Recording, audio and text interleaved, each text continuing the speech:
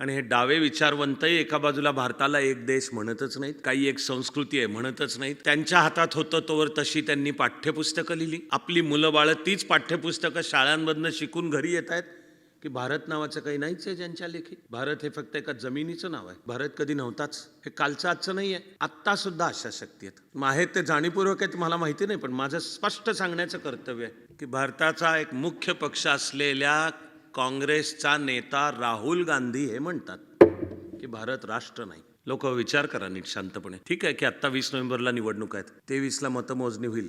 जो लोकांचा कौल असेल ते येईल. आणि लोकशाही आहोत, राज्यघटना आहे, आपण समाज म्हणून सुद्धा सहिष्णू आहोत. पण कुठे रेष आखायची का नाही आखायची? पार तिकडे केम्ब्रिज मध्ये बसून बोललेत राहुल गांधी की भारत राष्ट्र नाही. ते सांगायला राहुल गांधींनी राज्यघटनेच्या कलम 1 वर बोट ठेवलं त्या कार्यक्रमात. भारताच्या राज्यघटनेचे कलम 1 आहे, India that is Bharat shall be union of states, की हा राज्यांचा संघ असेल. तर राहुल गांधी आणि निवडलेले व्यासपीठही लक्षात घ्या की ते हे देशात म्हणत नाहीयेत, इथे लोकांना सांगत नाहीयेत, केम्ब्रिजमध्ये बोलतात जाऊन की नाहीच आहे, India is not a nation, Bharat हे राष्ट्र नाहीच आहे, it's a union of state. Rahul गांधींच्या दुर्दैवाने UPSC क्लिअर केलेला एक तरुण उमेदवार तिथं समोर होता, त्याने हात वर केला.